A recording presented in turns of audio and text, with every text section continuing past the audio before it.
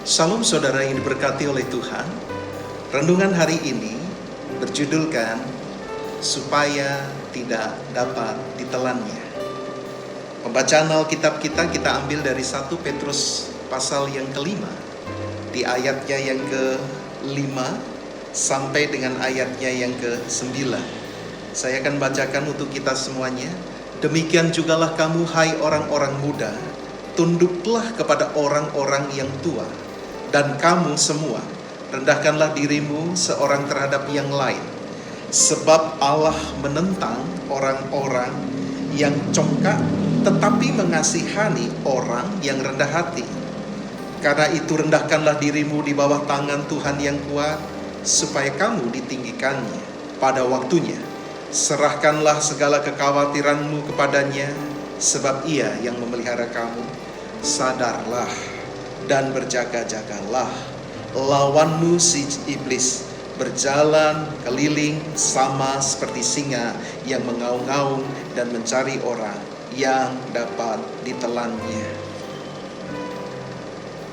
Sadar atau tidak sadar saudara, bahwa lawan kita si iblis tidak senang kalau kita semuanya ada kuat di dalam Tuhan. Dia tidak begitu senang apabila anak-anak Tuhan begitu kuat di dalam kasih Tuhan, di dalam pemeliharaan Tuhan. Dan Alkitab kita berkata, dia diumpamakan seperti singa yang mengaum-ngaum dan berjalan berkeliling mencari orang yang dapat ditelannya. Dari kata orang yang dapat ditelannya, berarti ada golongan orang yang lain yang tidak dapat ditelannya. Apa yang menjadi perbedaan antara yang dapat ditelan oleh si iblis dan orang-orang yang tidak dapat ditelan oleh tipu daya daripada iblis? Ayat-ayat sebelumnya tadi memberikan penjelasan bagi kita. Yang pertama, orang yang dapat ditelan oleh si iblis adalah orang-orang yang tinggi hati, sombong, congkak. Ayat 5 tadi berkata, Allah menentang orang yang congkak, tetapi mengasihani orang yang rendah hati. Orang-orang yang sombong itu adalah orang-orang yang menganggap dirinya serba bisa. Tanpa bantuan Tuhan mereka berpikir mereka mampu. Mereka tidak memperdulikan tentang rohani. Mereka tidak memperdulikan tentang hal-hal yang berbau Tuhan. Mereka berpikir dengan hikmatnya sendiri, mereka bisa menanggulangi setiap pergumulan-pergumulannya.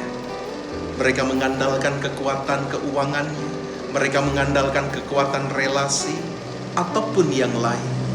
Dan orang-orang ini adalah orang-orang yang dapat ditelan oleh si iblis. Yang kedua adalah orang yang dapat ditelan oleh si iblis adalah orang-orang yang dipenuhi dengan kekhawatiran, ketakutan, rasa cemas, was-was. Ayat yang ke-7 berkata, serahkanlah segala kekhawatiranmu kepadanya, sebab Ia yang memelihara kamu. Biarlah hidup kita ini dipenuhi dengan shalom damai sejahtera daripada Tuhan. Biarlah hidup kita ini benar-benar kita mengandalkan jaminan daripada Tuhan. Agar setiap kita semuanya tidak dikuasai oleh kekhawatiran tentang hari esok, tentang apa yang harus dimakan atau diminum, ataupun keperluan-keperluan yang mendatang. Tetapi kita semuanya dipenuhi dengan shalom daripada Tuhan dan juga kesejahteraan daripada Tuhan. Karena Allah yang memelihara hidup kita. Jadi orang-orang yang dapat ditelan adalah golongan orang yang pertama congkak sombong, yang kedua orang yang dipenuhi dengan kekhawatiran karena tidak percaya kepada Tuhan, karena kurang beriman kepada Tuhan. Sedangkan orang-orang yang tidak dapat ditelannya adalah sebaliknya, orang yang rendah hati di hadapan Tuhan, yang mengakui segala sesuatunya adalah datangnya daripada Tuhan. Karena Yesus sendiri berkata, di luar aku, kamu tidak bisa berbuat apa-apa.